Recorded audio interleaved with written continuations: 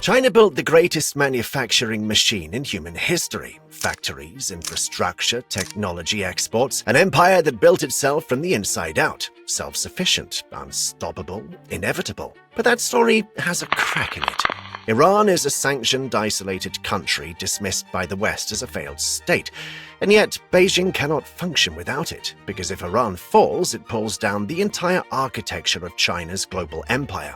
And this story didn't begin in the 21st century, not with the 1979 revolution, not with the nuclear standoff. It began more than 500 years ago, at the edge of a narrow strip of water.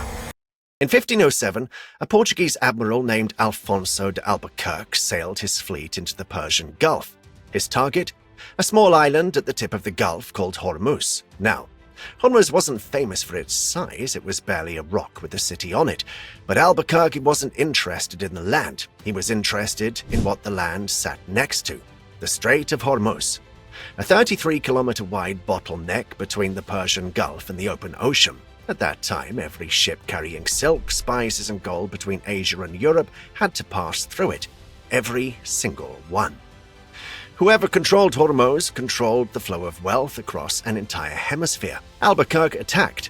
He took the island, he built a fortress on it, and for the next century the Portuguese stood at that narrow gate, taxing, controlling, and redirecting the wealth of the ancient world.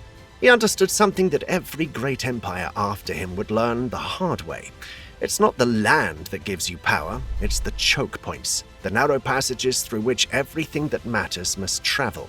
That lesson from 1507 is the exact same lesson that explains China's relationship with Iran today, because that same infamous strait still exists and roughly 20% of the world's entire oil supply still flows through it. That's 20 million barrels of crude oil every day. To put that into perspective, a single day of traffic through that choke point carries enough crude oil to keep the entire nation of Germany running for 10 days straight, and Iran sits on one side of it. Now here's where it gets uncomfortable for China. China was a fast-rising player in the 2000s, but not quite the giant it is today. Then came 2 decades of breakneck industrialization, factories, highways, megacities, and a middle class that grew from near zero to 400 million people. China didn't just grow, it transformed, and that transformation runs on oil. Today, China is the world's largest importer of oil. It needs oil the way a body needs blood, constantly in enormous volumes without interruption. And a significant portion of that oil passes through or near the Strait of Hormuz. If Iran and its government collapses, if sanctions tighten into a stranglehold, and if the ongoing war destabilizes the entire Gulf, that strait becomes a pressure point for China. But that's the geography side of things. On March the 27th, 2021, in a quiet ceremony in Tehran, 2 foreign ministers signed a document that most Western media barely covered, and rightly so.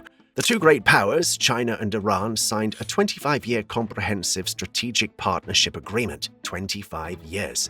The deal covered energy, infrastructure, banking, telecoms, ports, and railways. In plain terms, China announced to invest an estimated $400 billion into Iran's economy over the next quarter century. In exchange, the demand was simple but of paramount importance. Iran would supply China with discounted oil for decades. This was not a trade agreement, this was a lifeline deal. Iran, suffocating under American sanctions, needed a partner that could absorb its oil exports while the rest of the world stayed away. China, hungry for secure and cheap energy, needed a supplier that wasn't tied to American goodwill or American-controlled payment systems. They needed each other, and they made it official. But the real shock inside that deal wasn't the money, it was the currency. When countries buy and sell oil, they don't use their own currencies, they use the US dollar.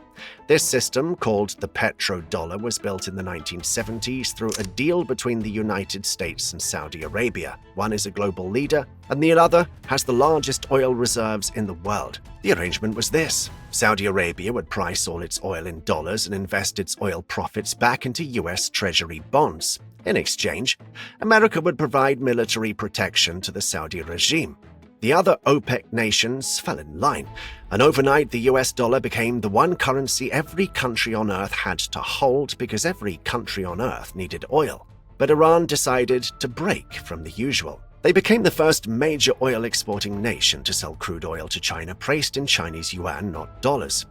To most people, that sounds like a boring accounting detail, but it's not.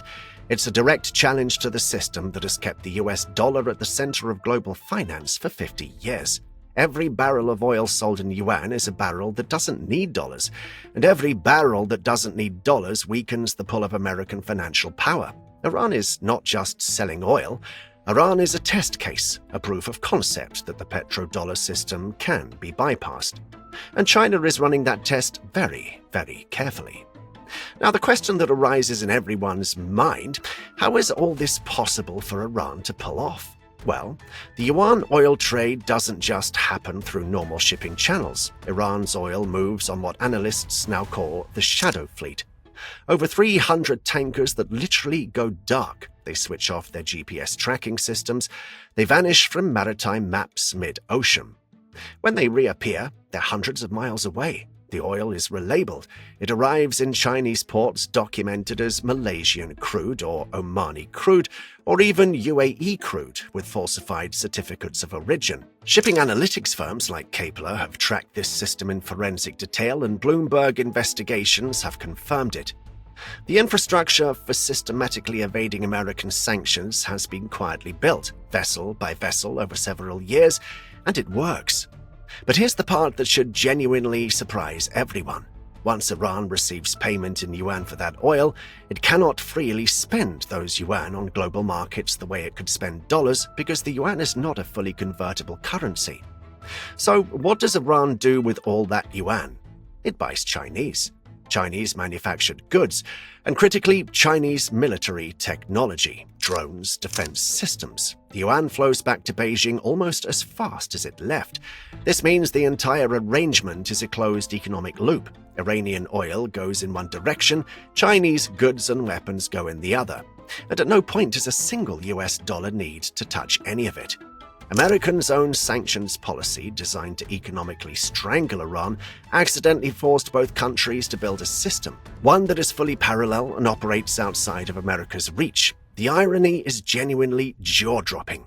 Washington built China's escape route by trying to close the door on Tehran.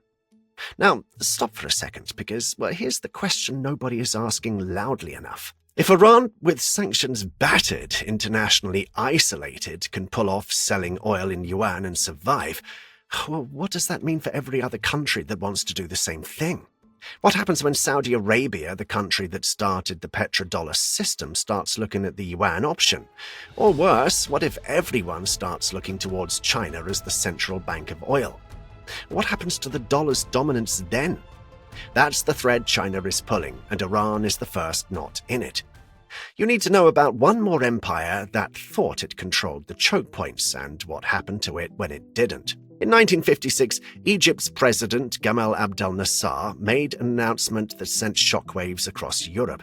He nationalized the Suez Canal, the artificial waterway connecting the Mediterranean to the Red Sea, through which an enormous share of Britain and France's trade flows.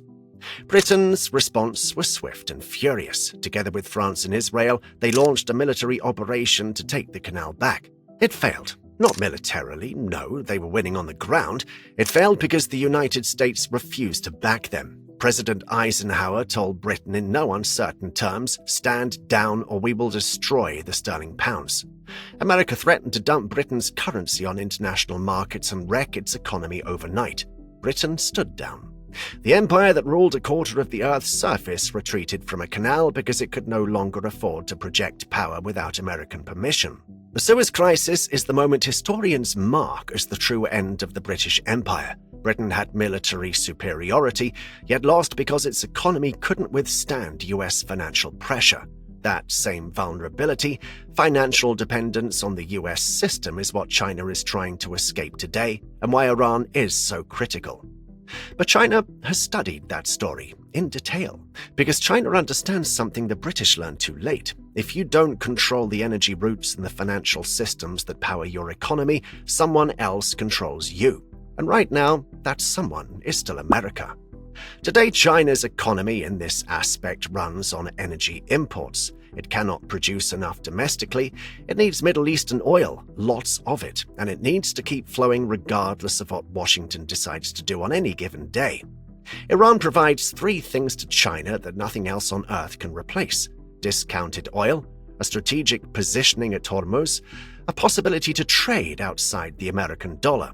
If Iran fails, if it collapses under sanctions or regime change or military pressure, that precedent dies with it. The yuan oil trade becomes a cautionary tale instead of a blueprint, and China's long-game strategy to dethrone the petrodollar takes a hit it may not recover from for generations and generations.